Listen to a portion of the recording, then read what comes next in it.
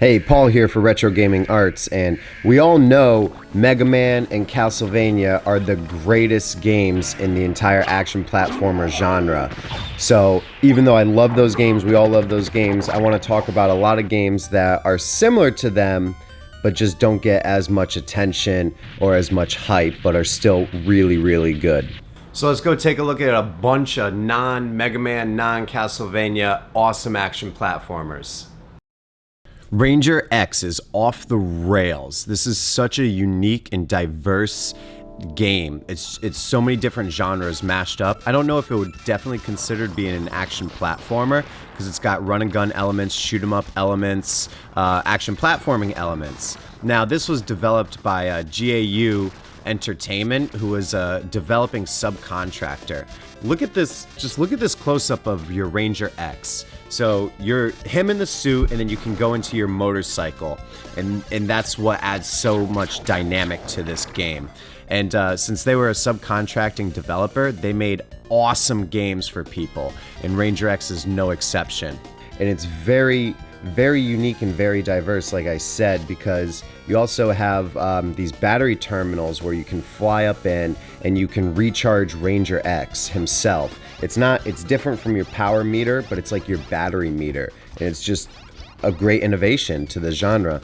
And it's kind of more like a run and gun and like a shoot 'em up blended together, but there are like action platform elements. But it's just, look at the graphics, look at the animation on this boss. It's just so well made, and it's so much fun. It's a huge challenge. Like, this game is not easy.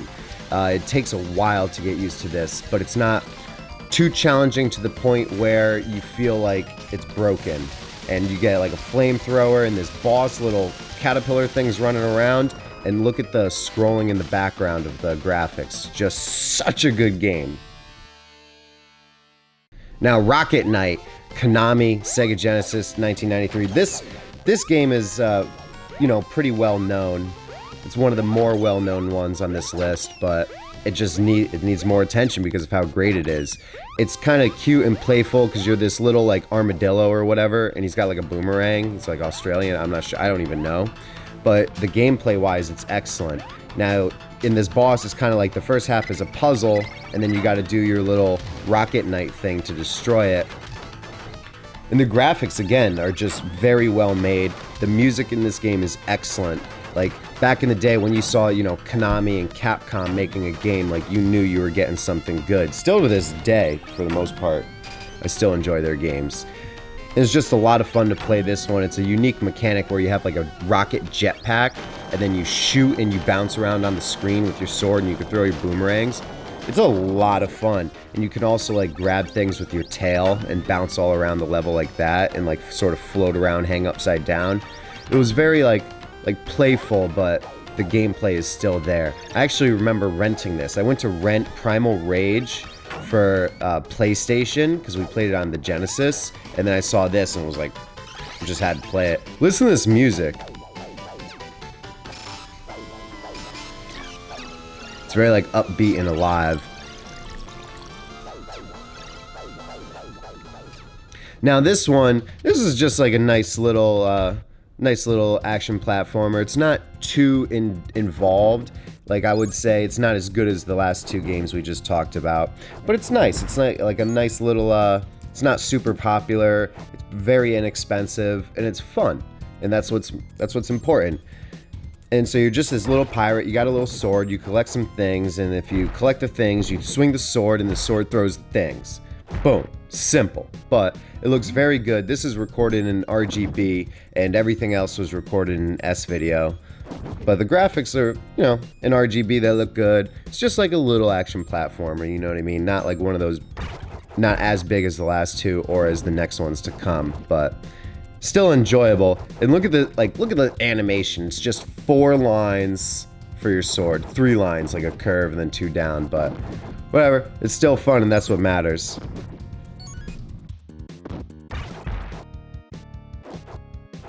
Now here comes some of the greats. Strider. So they made Strider for the arcade. That was the original. It was originally for the arcade, and this version is the Sega Master System version, which is very similar game to the arcade, just, taken way down. The Master System one is pretty fun, I think, even though I feel it had a lot of like this flickering effect that you get a lot of times. It was very slow in comparison to obviously the arcade and the Genesis version, but the Master System version is still a great version because it's the same. Like this boss is in the arcade and in the Genesis version. It's just like kind of slower and choppy, but I also always remember Strider games being kind of slow and choppy. So here's one of the bosses, and as you can see in the Genesis version, it's the same thing, just much more fluid, and just the animation's just better, and it's more similar to the actual arcade version, which came out, you know, before all of these. In my opinion, the Genesis version is the best. It's the closest you can get to the arcade. Master System's still fun, and we'll talk about the Nintendo version, which is very different in a little bit. And Strider's such a fun game where you can like grab onto things, hook up, climb on walls. You know, the music's great, and that like plasma sword is just so satisfying to swing every time you swing it. And it provides a little bit of a challenge. Like right here, I didn't know where to go, so like, oh, I just fell.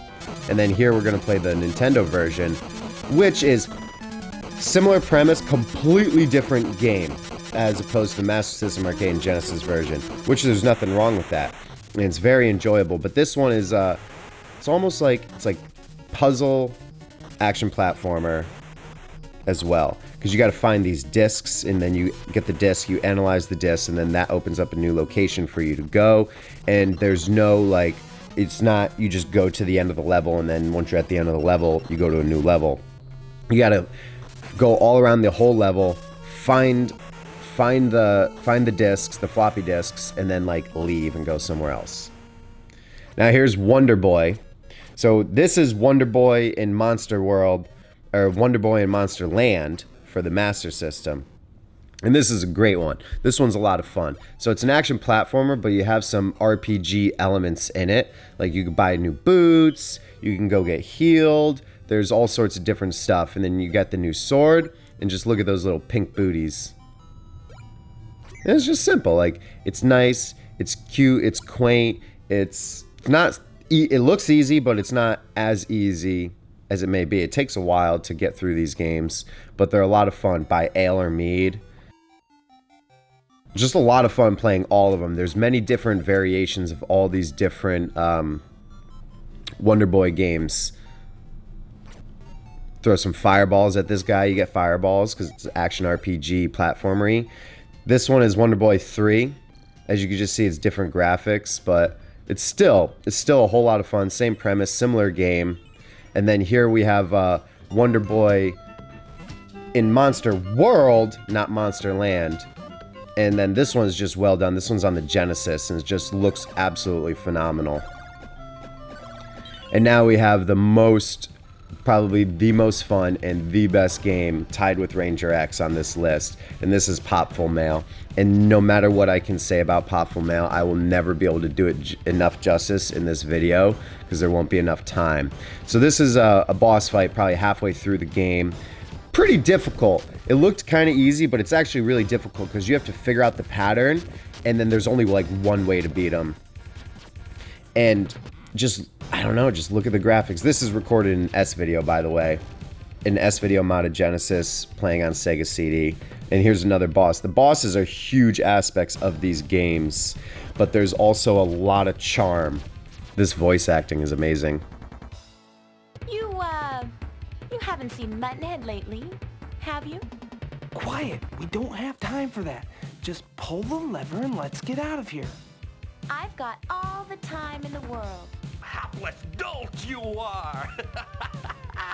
Like a little lamb to the slaughter. I'm gonna make you squeal like that stupid elf kid. Like, you hear those voice acting, it's so amazing. And then just look at like the animations, just it has so much life, it has so much charm to it. Every level is like a little different. Like this one, it's snowy, so you slide. They implemented a save feature, which makes it awesome. You can change your character absolutely on the fly. You have weapons, you can buy different weapons, it's just you could change your character, like boom, right there. 3 different characters, all very different. Different characteristics. God jumps the highest, walks the slowest, but he also is pretty strong. There's merchants where you can go and you can buy upgraded items. Like Popful Mail is one of the most underrated or underplayed games that I've come across. That is amazing. And then you got like look at the monster animation, and they're shooting barrels out of their mouths, and you got to jump and avoid them. If they land on your head, you'll die. It's just such a great game. A lot of charm and a lot of life that it has, and also a significant amount of challenge. I knew I should have stayed in bed. Let me know what you think about these awesome action platformers. Have you played them before? Have you not? Would you see something new? Or have you played all of them and you really like them? Either way, thank you guys very much for watching. Thanks for checking out all our other videos. Feel free to subscribe for more, and I'll see you guys next time.